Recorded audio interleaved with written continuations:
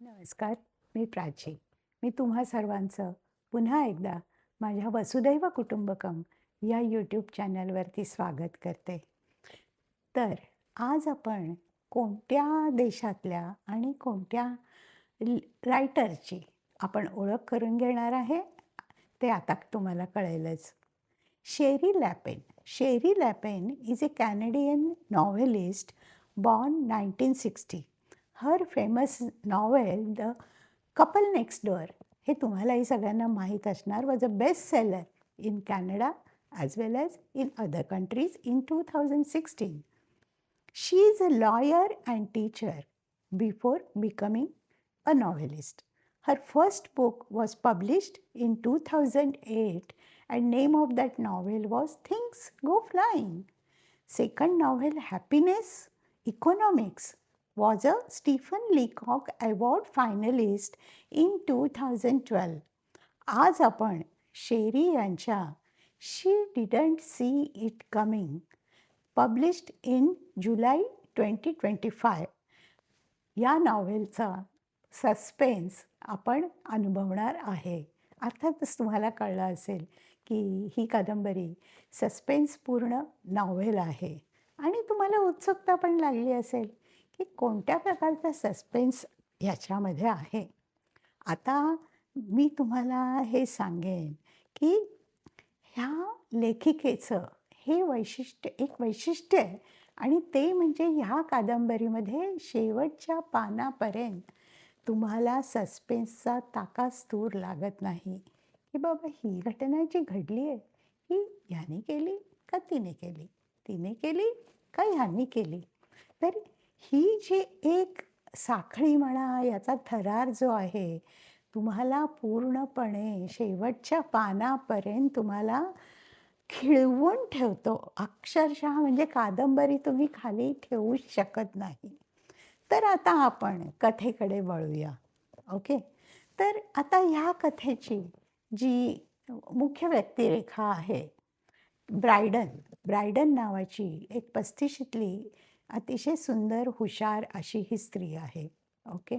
आणि तिच्या नवऱ्याचं नाव आहे Sam. He is a very successful investment profiler आणि तो अतिशय त्याच्या कामामध्ये पण मग्न असतो आणि दोघांचं अतिशय एकमेकांवर प्रेम आहे आणि त्यांना एक क्लॅरा नावाची 3 वर्षाची अतिशय गोड मुलगी आहे. पहा बरं, किती चांगलं छान चित्र आपल्या डोळ्यासमोर येतं. अतिशय सुस्थितीतलं आहे, की तुम्ही त्यांना थोडंफार लक्झुरियस लाईफ जगणार आहे, असं पण तुम्ही म्हणू शकता. नवरा-बायको दोघंही चांगला पैसा कमवत आहेत. एक अतिशय सुंदर, गोड छोटी मुलगी आहे. पण मग आता इथे झालं काय? म्हणजे की प्रॉब्लेम काय झाला? आता प्रॉब्लेम्सची साखळी कुठून सुरू होते? तर एक दिवस साखळी सुरू कुठून झालं? क्लॅरा नेहमीसारखी क्लॅराला आणायला ब्रायडन नेहमीसारखी निघाली आहे आणि तुम्हाला माहिती आहे की संध्याकाळचा ऑफिस सुटायचा ट्रॅफिक काय असतो. मुंबई असो, पुणे असो, नाहीतर न्यूयॉर्क असो, अजून कुठे कॅलिफोर्निया असो. पण संध्याकाळच्या वेळेचा जो एक ट्रॅफिक असतो, की जो आपल्याला टाळता पण येत नाही आणि तुम्हाला त्यातनं जाता पण आणि जायचं पण असतं. तर अशा ह्याच्यामध्ये क्लॅराला घेण्यासाठी ब्रायडन निघाली आहे घाईघाईनं गाडी घेऊन आणि अतिशय ट्रॅफिक आहे, सारखे सिग्नल लागत आहेत आणि असं तसं. त्याच्यामुळे ती अगदी वैतागली आहे आणि 5 वाजता तर हिला क्लॅराला पिकअप करायचं असतं. त्यातून टीचरचे सारखे फोन येत आहेत, की प्लीज पिकअप युअर चाइल्ड म्हणून. आता काय करू मी? कसं जाऊ ह्या ट्रॅफिकला त्याच्यामधून ती गाडी पुढे काढत असते आणि नेमकी तिची धडक बसते एका टेस्लाला. आता ती म्हणते, "आता झालं, आता किती वेळ जाणार आहे आणि आता हा माणूस काय आता म्हणजे किती आकांतांडव करणार आहे, काही सांगता येत नाही." तर शेवटी तो टेस्लाची गाडी बाजूला घेते. टेस्लाचा तो जो असतो माणूस ओनर तो उतरतो तिच्या पण नशिबाने तो अतिशय छान बोलतो तिच्याशी. तो म्हणतो, की आपण आपल्या इन्शुरन्स कंपनीला आपण कळवूया आणि ते जसं होईल तसं सेटल करूया." तर ती पण ओके म्हणते आणि ती म्हणते, "चला थोडक्यात म्हणजे की निदान काही भांडाभांडी किंवा काही झालं नाही. एक गोष्ट मात्र तिच्या लक्षात येते, की हा माणूस जो कोण त्याचं नाव त्यांनी सांगितलं डेरेक गार्डनर. तर हा डेरेक दिसायला अतिशय देखणा आहे. म्हणजे एकेकाची पर्सनॅलिटीच असते ना, आपण म्हणू हॉलिवूडचे काही हिरो असतात. तर तशी त्याची पर्सनॅलिटी आहे आणि हे ते कुठेतरी नमूद होतं आणि ती लगेच गाडी काढते, जाते क्लॅराला घ्यायला जाते. बस दॅट्स इट. ही एक घटना घडली. त्याच्यानंतर नॉर्मल रुटीन सगळ्यांचं चालू झालं आणि एक दिवस म्हणजे की नेहमीप्रमाणेच एक दिवस उजाडला, की सकाळी कसे सगळेजणं तिघही जणं उठले. क्लॅराला डे केअरला जायचंय, सॅमला जायचंय. इकडे ब्रायडनला नेमकं त्या दिवशी काय असतं, ती कधी नव्हे ते वर्क फ्रॉम होम करणार असते. तर ती त्याच्यामुळे ती घरी असते.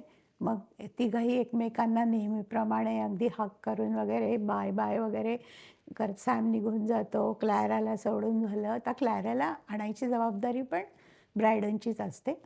तर 5 वाजता ती आणायला जाणार होती. 5 तर वाजले. पण गेली का? ब्रायडन गेली क्लॅराला आणायला. सॅमला फोन आला डे केअर सेंटरमधून, की ब्रायडन आलेली नाही आहे क्लॅराला घ्यायला, तर तुम्ही प्लीज येऊन घेऊन जा. तर त्याला सरप्राईज होतं, की असं कसं?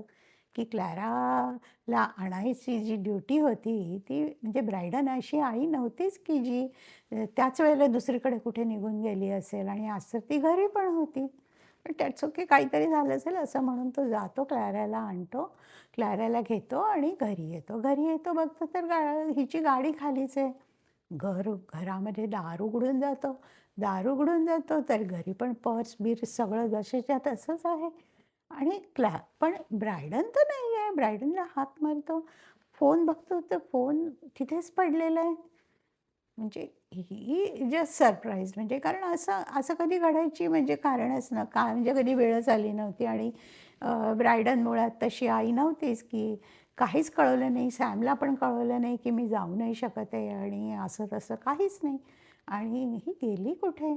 ठीक आहे, तो येतो. मग तिची बहीण असते, लिझ नावाची बहीण असते. ती तिथेच राहत असते त्याच सिटीमध्ये. तर तो लिझला फोन करतो. तिची ही धाकटी बहीण, ब्रायडनची धाकटी बहीण टिशीतली, की जी एक प्रॅक्टिशनर नर्स पण आहे. तर ती म्हणते, "नाही, माझ्याकडे काहीच फोन नाही आला किंवा काही निरोप पण नाही आहे."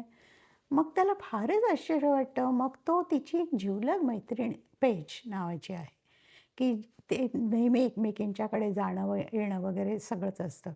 तर तो पेजला फोन करतो, की "पेज तुझ्याकडे काही आहे का माहिती?" ती म्हणते, "नाही, माझं तर काहीच कॉन्टॅक्ट नाही झालं सकाळपासून." सरप्राईज, की आता कुणापाशी काही माहिती नाही, शेजारणीकडे पण माहिती नाही. आता करायचं काय? वाट बघतात आणि शेवटी ते डिटेक्टिव्हकडे जायचं म्हणजे पोलीस स्टेशनला जाऊन कंप्लेंट नोंदवायचा निर्णय घेतात. तो बरोबर आहे ना, कारण एकदम अचानक अशी 3 वर्षाच्या मुलीची आई बेपत्ता होते. काही टाकाच-तूर लागत नाही आहे काही.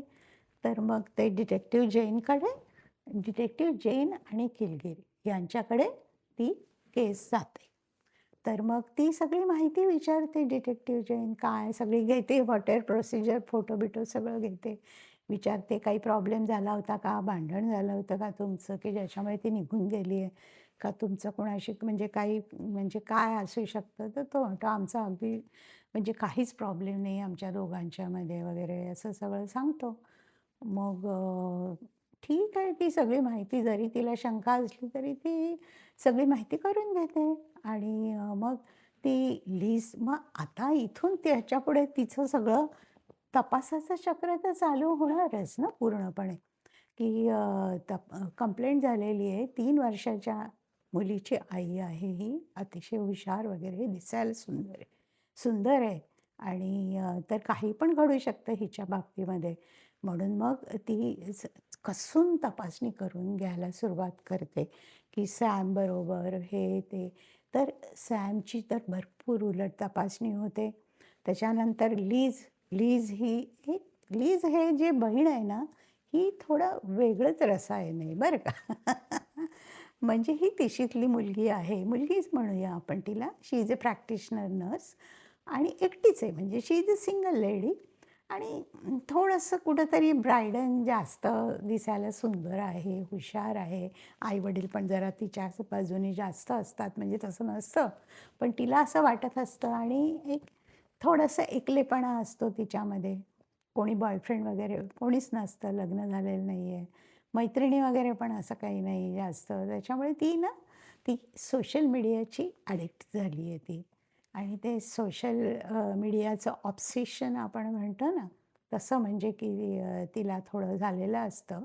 आणि एक असा एक ग्रुप असतो की जो आम्ही स्वतः सगळे प्रॉब्लेम सोडवतो समाजातले वगैरे, असा एक ग्रुप असतो आणि त्याची ही मेंबर असते.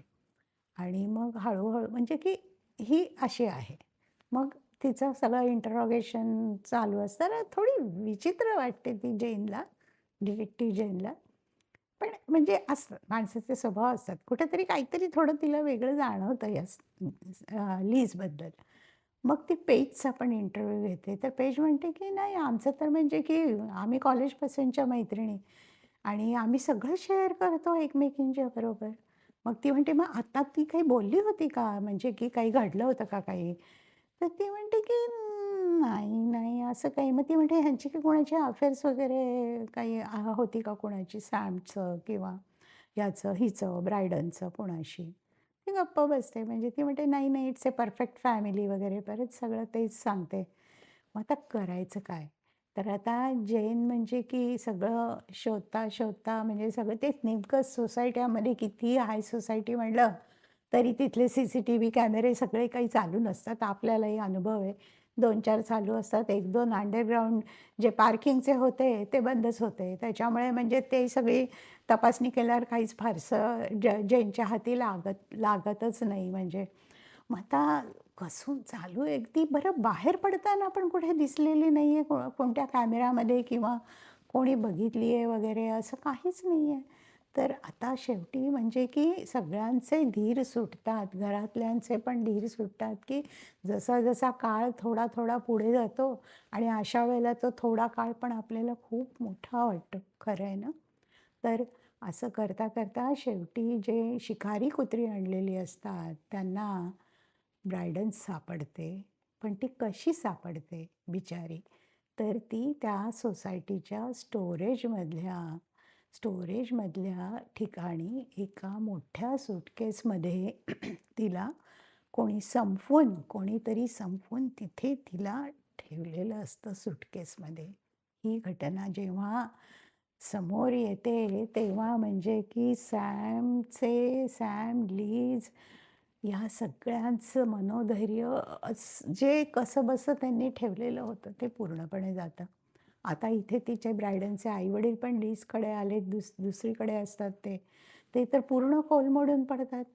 तर आता म्हणजे ही केस मिसिंग तर नाही राहिली, तर आता ही मिसिंगवरून होमिसाईड झाली आहे. म्हणजे आता हे कृत्य कोणी केलं ह्याचा तपास वेगळ्या प्रकारे चालू होतो. आणि मग जैन तर डिटेक्टिव्ह जैन इतकी स्ट्रिक्ट होते आणि अर्थातच म्हणजे की पहिला पहिला संशय तर म्हणजे सॅमची एवढी कडक उलट तपासणी, की "तू त्यावेळेला कुठे होतास? नक्की सांग. तू खरं सांगतोयस का? का फॅब्रिकेट?" काय माहिती ना, तुम्हाला काय वाटतं? तो फॅब्रिकेट करत होता? का लीजच्या मनामध्ये एवढी असूया निर्माण झाली असेल, की ती हे कृत्य करू शकते का अजून? का तो कोण तो? आणि मग परत एकदा जेव्हा उलट तपासणी होते, तर पेजच्या तोंडून निघतं, की मला ब्रायडन म्हणाली होती, की डेरेक बरोबर जो अतिशय हॉलिवूडसारखा दिसणारा ज्याच्याबरोबर तिच्या गाडीची धडक झालेली होती, तर त्याच्याबरोबर अफेअर भेटली तर नक्की होती. असं ती म्हणल्यावरती ताडकन एकदम झेन म्हणजे पहिता मग एकदम संशयाची सुई गेली डेरेकवरती. मग त्या डेरेकची पण प्रचंड, प्रचंड प्रमाणामध्ये उलट तपासणी होते. उलट तपास तो म्हणतो, "माझा काय संबंध? मी तर फक्त इन्शुरन्सचं आमचं देणं-घेणं झालं, त्याच्यापुढे आमचा काही एक संबंध नाही आहे." पण तरी पण संशय आहेच ना. मग ती ॲलिस जी असते यांची एक वेगळीच भानगड आहे बरं का. हे जे डेरेक आहे याची पत्नी ॲलिस नाव आहे तिचं. तर हे दोघांना एक खूप चमत्कारिक जोडपं आहे म्हणजे असं. जेव्हा म्हणजे शेवटी डेरेकवर संशय गेला, की त्याच्या सगळ्या गोष्टींवरती ती चांगलं शोधून काढते ना जेन. तर त्याच्यामध्ये तिच्या लक्षात येतं, की म्हणजे की यांना जो अतिश्रीमंतीचा जो पैसा मिळाला, इन्हेरिटन्स जे मिळालेलं आहे, तर ते त्याची पत्नी ॲलिसची आई, ॲलिसची आईची पैसे ह्याच्याकडे आलेले आहेत आणि ती एका हिट अँड रन केसमध्ये गेलेली असते. तर तिला जरा शंका येते, की हे असाच झालंय म्हणजे डेरेकला जरी मुलगीच आहे ती आणि पण ह्या डेरेकने काही केलं होतं का काय? म्हणजे ही शंका येते तिला, की आणि एखाद्या वेळेला ह्यानी पण खून केलेला असू शकतो, की ब्रायडनबरोबर जर अफेअर झालं असेल आणि समजा ब्रायडन काही म्हणली असेल, "मी तुझ्या पत्नीला सांगते" आणि ब्लॅकमेल वगैरे काही समजा असं इथपर्यंत गेलं असेल, तर म्हणजे की तर हाही करू शकतो आणि ॲलिसला पण म्हणजे चान्स आहे त्याच्यामध्ये, की रागारागाने कारण ती एक अतिशय डॉमिनेटिंग आणि तिच्याकडेच सगळा पैसा वगैरे त्याच्यामुळे तिचं नेचर वेगळं. पण मग ती ॲलिसला बोलवून घेते आणि ती डिटेक्टिव्ह जेन ॲलिसला बोलवून घेते आणि तिला म्हणते, "हे तुझ्या आईचं पण झालेलं आहे, तर हे पण एक खायला म्हणजे असं असू शकतं." तर आणि ह्या दोघांचं पण अफेअर असू शकतं म्हणल्यावर तिला फार राग येतो. तिला तिच्या सौंदर्याचा फार राग, अगदी अभिमान असा. तर ती म्हणते, की म्हणजे मला सोडून हा कसं काय असं करू शकतो वगैरे असा रागारागात घरी जाते आणि सांगते, की ती डिटेक्टिव्ह असं-असं म्हणत होते, की तूच माझ्या आईचा पण केलास का काय मर्डर? तर त्याच्यानंतर तुम्ही नीट ऐका. त्याच्यानंतर त्या दोघांच्यामध्ये जी बोलणी होतात ती तुम्ही कादंबरीतच वाचा. कारण हे अतिशय चमत्कारिक रसायनांनी भरलेलं जोडपं आहे. त्याच्यामुळे हे पण सगळेच संशयित लिस्टमध्ये आहेत. मग ज्यावेळेला परत एकदा आता म्हणजे तिला जेनला चैन पडत नाहीये, तर तिला चैन पडत नाहीये, तर ती शेवटी म्हणजे की तिचा एक मित्र असतो बरं का. तर तो मायकेल नावाचा मित्र असतो. तो सायकॉलॉजीचा प्रोफेसर असतो आणि प्रायव्हेट प्रॅक्टिससुद्धा करत असतो. तर ती त्याच्याशी मोकळेपणाने ती अशी बोलत असते म्हणजे की म्हणजे की तिला आता कळलंय म्हणजे की असं-असं खूनच म्हणजे की असं आता ब्रायडन या जगात नाहीये वगैरे. तर तो सायकॉलॉजिस्ट असतो तिचा मित्र. तर म्हणून मग ती त्याला म्हणते, की असं का होतं म्हणजे की असं काय कोणी ज्याने कोणी केले असेल त्याने का असं केलं असेल? तर ह्याच्यावर त्या मायकेलचं एक्सप्लेनेशन फार सुंदर आहे. ते मी तुम्हाला जसंच्या तसं सांगते. "We lived like animals far more than we learn to wear clothes and started living in cities. But animal is still there underneath our clothes. So whosoever has killed Bryden has stepped outside the civilized society. When millions of people believe fantasy over facts, पहा किती सुंदर सांगितलंय. Choose emotions over reason. Society can break down pretty quickly and it happens all the time. खरं आहे ना हे? Right. हे असं घडतच असतं म्हणजे. तर हे म्हणजे की एक्सप्लेनेशन मायकेल तिला देतो. आणि ह्याच्यानंतर एक एक अचानक घटना घडते. एक आय विटनेस समोर येतो. आणि हा ही जी व्यक्ती असते, ती सांगते की ज्यावेळेची ही मर्डरची वगैरे वेळ आहे, तर त्यावेळेला मी एलिव्हेटरमधून एका व्यक्तीला बाहेर येताना बघितलंय, ज्याच्या हातामध्ये मोठी सूटकेस आहे आणि त्याच्यावर काही स्पेसिफिक मार्क्स आहेत. तर हे जेनला ती सांगते, पण बाकी ती काही सांगू शकत नाही ॲक्चुअली.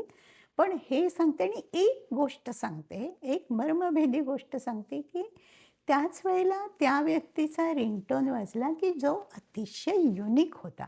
तो जास्त कुणाचा असू शकत नाही असा होता. आता हे कळल्यावरती आता बघा, जेन केव्हापासून ह्या सगळ्या लोकांचे इंटरॉगेशन म्हणा, व्हॉटएव्हर करतीये, तर कोणाचा ना कोणाचा फोन वाजलाच असणार ना. तर तिच्या लक्षात येतं, की ब्रायडन तर बाहेर जाताना कोणी बघितली नाहीये आणि ही रिंगटोन, ती जी रिंगटोन म्हणजे अक्षरशः आपण म्हणतो ना, सुतावरून स्वर्ग गाठणे, तसं ब्रायडनच्या खुनाचं रिंगटोनवरून मर्डर शोधण्याचं काम जेन अतिशय व्यवस्थित करते, कारण तिने ती रिंगटोन ओळखलेलीच असते. कळलं ना? तर आता मला तुम्ही सांगा, की आता खुनी सापडलेला आहे, मीडियाला कळलेलं आहे. दुर्दैवानीच म्हणावं लागेल सगळं. पण हे घडलेली आहे. ही घटना आता घडून गेली आहे, जी थांबवता आलेली नाही. तर मी तुम्हाला, माझ्या प्रेक्षक आणि वाचक, तुम्हाला प्रश्न विचारतीये, की तुम्हाला काय वाटतं? तुम्हाला काय वाटतं, की सॅम जो तिचा नवरा आहे, की काही खरोखर होतं का डेरेक आणि ब्रायडनचं? तर तेही माहीत नाही म्हणजे ते माहिती आहे कादंबरीमध्ये आहे. पण की सॅमनी हे केलं असेल का? त्यालाही बरीच बरीच मोटिव्ह आहे. शिवाय ब्रायडनची लहान बहीण लीज, की जी सतत काहीतरी तिच्या मनात तुलना लहानपणापासूनच झालेली असणार, की ही यशस्वी आहे, सुंदर आहे, हुशार आहे, एक फॅमिली पर्सन आहे आणि मी ठीक आहे, ॲव्हरेज आहे वगैरे. तर हिच्या पण मनामध्ये बहिणी-बहिणीची जी आपण एक असूया म्हणतो, ती एवढी एवढी झाली असेल ती असूया? काय माहिती तुम्हाला काय वाटतं? का तिची ती पेज नावाची मैत्रीण, तर ही पेज नावाच्या मैत्रीण आता काय माहिती बॅकग्राऊंड कादंबरी कादंबरी तुम्ही वाचायला घेतली की तुम्हाला कळणार आहे, की काय कदाचित सॅमचं आणि हिचं अफेअर होतं? का हिचं काय म्हणजे की काय भानगड काय? तर ही पेज ही सुद्धा असू शकते कुणी? का तुम्हाला म्हणायचं आहे की डेरेक हे जे एक प्रकरण तिच्या आयुष्यामध्ये नुकतंच घडून गेलं, की गाडीला धडक बसली वगैरे, वगैरे आणि हे जे झालेलं आहे, तर कदाचित दोघांचं अफेअर खरंच होतं आणि नंतर ब्रायडननी काय ब्लॅकमेल करायचा प्रयत्न केला वगैरे म्हणून म्हणून या डेरेकने केलं? का ह्याची पत्नी ॲलिस असूयेच्या भोवऱ्यामध्ये की मी एवढी श्रीमंत, सुंदर आणि तरी हा माझा नवरा कसं काय या स्त्रीबरोबर अफेअर करू शकतो? मी तिला संपवेन वगैरे. तर तुम्ही मला सांगा, की तुम्हाला काय वाटतं, की कोण खरा खुनी असेल? आता हे तुम्ही मला कमेंटमध्ये कमेंट करून नक्की मला मेसेजमध्ये सांगा, की तुम्हाला कोण वाटतंय हे तुम्ही प्लीज कमेंटमध्ये सांगा. आणि आणि एक सांगते, की तुम्ही ही कादंबरी तुमच्या बकेट लिस्टमध्ये नक्कीच घातलेली असणार आहे. कारण अतिशय रोमहर्षक म्हणजे सस्पेन्स कसा लिहावा, घटना कशा एकमेकांमध्ये साखळीमध्ये गुंतवत न्याव्यात, हे ह्याचं मूर्तिमंत उदाहरण आहे. आणि तुम्हाला सांगू, खरोखर ह्या ज्या अशा व्यक्ती असतात ना, ह्या आपल्या अवतीभोवती पण असतातच नाही. फक्त आपल्याला कळत नाही, की ही व्यक्ती एवढी गोड वागतीये, खरीच आहे का? हे असं असू शकतं आणि हे घडतच असतं सोसायट्यांमध्ये, हो ना? पण आपण पण सतर्क राहावं लागतं, हो की नाही? तर मला नक्की वाटतंय, की तुम्ही आता ही कादंबरी तुमच्या बकेट लिस्टमध्ये टाकलेली आहे आणि महत्त्वाचं, तुम्हाला जी व्यक्ती खुनी वाटते आहे, ते तुम्ही कमेंटमध्ये नक्की नमूद करा आणि मग बघूया आपण, की कोण खरा खुनी शोधून काढू शकतो. तर भेटूया आपण परत नक्कीच अजून एका अशाच वेगळ्या प्रकारच्या कादंबऱ्यांमधून. धन्यवाद. नमस्ते.